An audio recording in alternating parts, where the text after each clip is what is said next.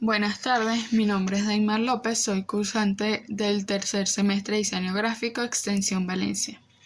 Hoy les voy a hablar sobre el neoclasicismo. En el aspecto social se destacó la creciente importancia de la burguesía, un grupo cada vez más influyente que se adhirió a las ideas liberales y racionales de la Ilustración. El neoclasicismo fue un movimiento artístico y literario que surgió a mediados del siglo XVIII y abarcó hasta el siglo XIX. Tenía como base la renovación de los valores filosóficos y estéticos de la antigüedad clásica y el culto a la razón, interpretados como modelos para la construcción de la modernidad. El neoclasicismo es el arte de los primeros movimientos revolucionarios donde reaccionó contra la estética ornamental barroca, nutriéndose de las ideas racionales de la Ilustración y conformando a los burgueses, nueva clase dirigente y con capacidad económica que se convertía en potenciales compradores de obras artísticas. El naturalismo. El naturalismo es un movimiento literario que surgió a finales del siglo XIX en Francia, por oposición al romanticismo, y que se caracteriza por su carácter metódico, determinista y por reflejar con mucho realismo en sus obras la parte más cruda y desagradable de la realidad. El realismo. El realismo neoclásico es una teoría de la política exterior. Esto parece obvio al referirnos a cualquier teoría de las relaciones internacionales, pues como los realistas clásicos aspiraron, el realismo debe ser una guía de acción en el marco de la política internacional. La primera mitad del siglo, época del romanticismo, se caracteriza por los enfrentamientos entre el absolutismo y liberalismo. En cambio, la segunda mitad del siglo, etapa del realismo y naturalismo, se define por el auge de la burguesía, el desarrollo industrial, el progreso tecnológico y los avances científicos. Vanguardista. A pesar de que las vanguardias artísticas de principios de siglo constituyen un grupo de movimientos heterogéneos, coinciden en un ideal común: la ruptura del estatus del arte en la sociedad burguesa. El desplazamiento del sujeto del centro del proceso creador y la aparición de un nuevo sistema de representación basado en la perspectiva múltiple harán que el cine se sitúe en el punto de mira de distintas propuestas rupturistas como el cubismo, el futurismo o el dadaísmo.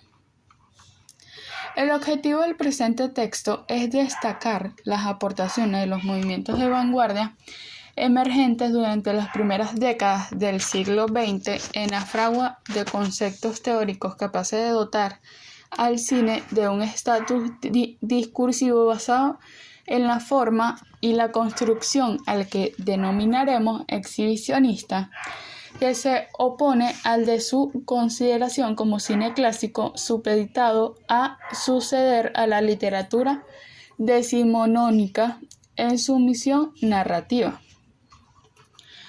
Por movimientos de vanguardia o movimientos vanguardistas se conoce el conjunto de movimientos artísticos y literarios que surgieron a inicios del siglo XX, caracterizados por la ruptura con la tradición artística occidental y la búsqueda de la innovación.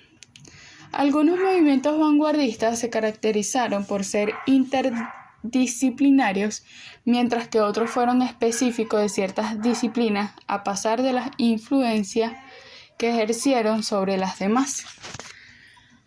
Las vanguardias interdisciplinarias, artísticas y literarias son futurismo, dadaísmo y surrealismo. Las vanguardias artísticas son cubismo, atracción lírica, constructivismo, suprematismo y neoplasticismo. Expresionismo abstracto. arte pop, performance y happening, hiperrealismo, minimalismo. Las vanguardias literarias son creacionismo y ultraísmo.